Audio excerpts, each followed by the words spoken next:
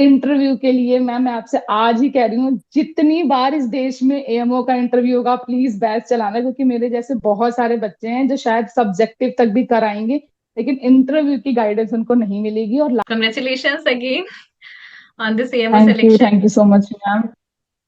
हाँ thank you so much ma'am, thank you so much. क्योंकि मैं तो आपसे सिर्फ इंटरव्यू के टाइम पे ऐड हुई थी मैम। मैंने प्री का एक्चुअली मैंने पीजी मैम 2018 में मेरा सिलेक्शन हुआ था, तो उस टाइम मैंने लखनऊ से कोचिंग की थी। मेरे पास जो सर के नोट्स थे मैं उसी से दोबारा अपनी प्रिपरेशन शुरू करी। क्योंकि मैं टीचिंग में ऑलरेडी हूँ एज असिस्टेंट प्रोफेसर, तो अपने तो सब्जेक्ट से मेरा टच था, बट अदर संहिता से और सबसे मेरे जो सर थे उनकी वजह से था मेरा टच। मैंने पढ़ा, सब्जेक्टिव भी पढ़ा, लेकिन सब्जेक्टिव का भी मैम आपने एक वीडियो यूट्यूब पे डाला था, तो मैंने वहां पे आपका वो यूट्यूब का वीडियो देखा था, तो उससे मुझे हेल्प मिली थी। और जब मेरा सब्जेक्टिव क्लियर हो गया तो मेरा 2018 यूपीएमओ, मैंने आपको उस दिन भी बताया था मैम मॉक में कि मेरा उसका इंटरव्यू नहीं क्लियर हुआ था। तो मैम मैं प्री के लिए थी कि हो सकता है हो जाए, सब्जेक्टिव के लिए बहुत था, लेकिन था कि चलो ट्राई करेंगे तो मे बी पॉसिबल करेंगे। लेकिन मैम मैं शायद जिस दिन मैंने अपना फॉर्म भरा था उस दिन से मैं इंटरव्यू के लिए डरी थी। मैं रियलिटी बता रही हूँ, क्योंकि मेरा इंटरव्यू नहीं क्रैक हुआ था यूपी में। और मैं सोच रही थी कि कोई ऐसा हो जो इंटरव्यू में क्या करना है बता दे, क्योंकि मैं बहुत ज्यादा, मुझे लगा उस टाइम तक फिर वही हो जाएगा कि मैं यहाँ तक क्लियर कर जाऊंगी, हर लिस्ट में नाम आ जाएगा और लास्ट में इंटरव्यू मेरा खराब हो जाएगा। क्योंकि इंटरव्यू का एक्सपीरियंस मेरा बहुत हॉरिबल था, मैं लिटरली ये बताऊं, क्योंकि सिंपल सी बात यही थी कि शायद कोई बताने वाला ही नहीं मिला। फिर मैंने अगेन अपनी हिस्ट्री में जाके देखा कि कोई एक वीडियो मैंने यूट्यूब पे देखी थी, वो मैम शायद बता रहे थे कि वो सब्जेक्टिव का था। फिर मैंने बहुत ज्यादा सर्च किया, तो फिर आपकी मैम वीडियो मिल गई। फिर उसमें आपकी न्यू वीडियो में था कि आप इंटरव्यू बैचेस और इंटरव्यू सब चीजें बता रहे हो उसमें। फिर मैंने मैम ऐप डाउनलोड करी थी। तो ऐप में मैम सबसे इम्पोर्टेंट जो आपने बुक से एक एक चैप्टर पढ़ाया मैम, मैं लास्ट में आईपैड पे अपने मॉर्निंग में भी आईपैड पे वही पढ़ के जा रही थी कि सारे योग मैंने वहीं पर लिख लिए थे बगल में, कि अगर जो आपने बताया है उसमें से चार अगर मुझे आधा चिकित्सा पत्र बताना पड़ेगा तो वो चार कौन सी होंगी उसमें से बेसिक, और उसका क्या इन्वेस्टिगेशन होगा।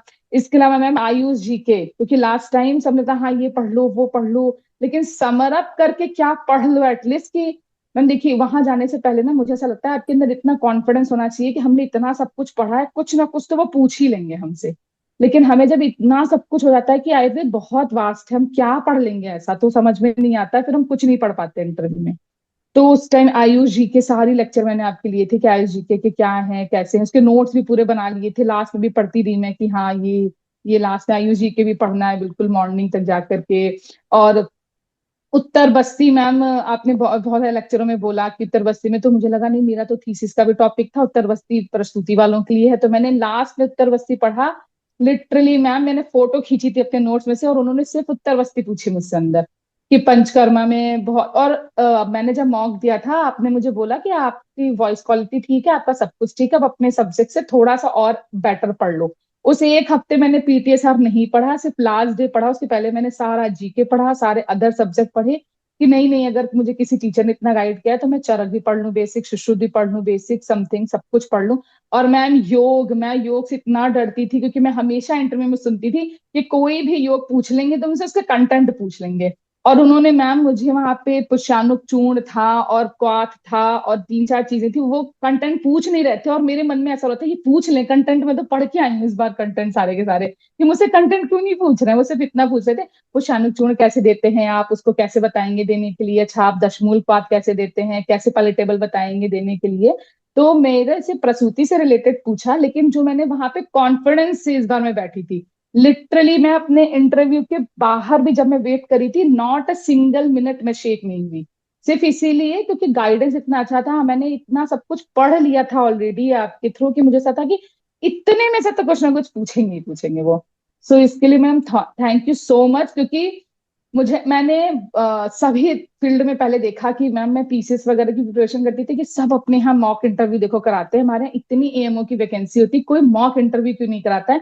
कोई काश कराता 2020 में, मैं तो अब की मेडिकल ऑफिसर लग जाती, क्योंकि मेरा शुरू से ही गवर्नमेंट जॉब में जाने का ड्रीम है, शुरू से। उस दिन आपने मुझे बोला कि ये आंसर मत देना वहां पे, तो मैंने वो आंसर भी इम्प्रोवाइज किया फिर बैठ करके कि नहीं नहीं, इसको मैं कुछ और तरीके से लिख लूंगी अगर वो मुझसे। और मैं सोच रही थी ये सर क्यों नहीं पूछ रहे हैं कि आप असिस्टेंट प्रोफेसर की जॉब छोड़ के क्यों नहीं आ रहे हैं, क्योंकि मैंने ये आंसर भी इम्प्रोवाइज कर लिया मैम के कहने पे, मैंने 8-10 लोगों को सुनाया। उनका नहीं नहीं ठीक है, ये आंसर ठीक है। तो मैम गाइडेंस बताना हर समय कोई एक चीज हम पूछ सके इतना ओपनली, इसके लिए ma'am thank you so much. कि इंटरव्यू के लिए मैम मैं आपसे आज ही कह रही हूँ, जितनी बार इस देश में एएमओ का इंटरव्यू होगा प्लीज बैच चलाना, क्योंकि मेरे जैसे बहुत सारे बच्चे हैं जो शायद सब्जेक्टिव तक भी कराएंगे, लेकिन इंटरव्यू की गाइडेंस उनको नहीं मिलेगी, और लास्ट में जो वो कॉन्फिडेंस चाहिए चेयर पे बैठने का। क्योंकि मुझे इस बार ऐसा लगा कि खुद में फील हुआ मुझे कि मैंने हर चीज पे, मैम आप लोगों ने ड्रेस के लिए कहा था, मैंने ड्रेस पे भी बहुत काम किया कि साड़ी इस कलर की होनी चाहिए, बॉर्डर इतना दिखना चाहिए, ब्लेजर ऐसा होना चाहिए। बहुत सारे लोगों को लगा मेरे आसपास कि इतना क्यों सोच रहे हो। मैंने कहा क्योंकि मेरा एक बार नहीं हुआ है, और तब मुझे ऐसा लगता था कि शायद मेरे जूते की आवाज से नहीं हुआ, शायद मेरे ब्लेजर के बटन से नहीं हुआ, क्या चीज रह गई पिछली बार। वो जो चीज थी वो लास्ट तक भी मैम इतनी डरी हुई थी कि फाइनल रिजल्ट तक भी मैंने अपने घर पे बोला अभी आधा आधा ही है, अभी रुक जाओ, अभी रुक जाओ, पहले फाइनली रिजल्ट में जब तक रोल नंबर नहीं आ जाएगा। क्योंकि इंटरव्यू का बहुत सारे बच्चे मैम जैसे ग्रुप पे बहुत बहस कर रहे हैं कि हमसे कहा गया कि इंटरव्यू इंपॉर्टेंट नहीं है। पता नहीं कैसे कह रहे हैं मैम इंटरव्यू इंपॉर्टेंट नहीं है। वो 12 मार्क्स में से मैं लिटरली बोल रही हूँ मैम, मुझे 8.3 मार्क्स मिले ओनली बिकॉज ऑफ कि किसी ने इतना अच्छा गाइड किया। तो अब लोगों को लगता है ऐसे ही मिल गए होंगे 8.3, लेकिन जब टीचर पढ़ाते हैं सब कुछ मैम, आपकी हर एक क्लास मैंने कि हाँ ये आधा चिकित्सा पत्र होना चाहिए, ये योग आपको पता होना चाहिए, इसके मेन मेन कंटेंट पता होने चाहिए, किसमें विश होता है ये कंटेंट पता होने चाहिए, अदर बेसिक चरक कितनी पढ़ी होनी चाहिए, बेसिक सुश्रुत कितना पढ़ा होना चाहिए, अपना सब्जेक्ट कितना पढ़ा होना चाहिए। तो इसलिए के लिए मैम मैंने तो इंटरव्यू से ज्वाइन किया और लिटरली मुझे बहुत बहुत हेल्प मिली, इसके लिए मैम मैं बहुत बहुत थैंकफुल हूँ, बहुत ज्यादा। Thank you so much ma'am. Thank you so much doctor साहब अपनी पूरी जर्नी शेयर करने के लिए। I can see your dedication so long back कि आप कब से कोशिश कर रही हैं, फाइनली आपने पूरा किया है and you have made this of. Congratulations again. But ये डेडिकेशन है, आप थैंक हमें यू थैंक कंटिन्यू रखना। आई कैन सी दैट कि आप नहीं नहीं बहुत मैम, कुछ अभी भी अभी सीखना कुछ ना चाहते कुछ हैं, शेयर पढ़ना करते चाहते रहना हैं। है। Please make this continue. Okay.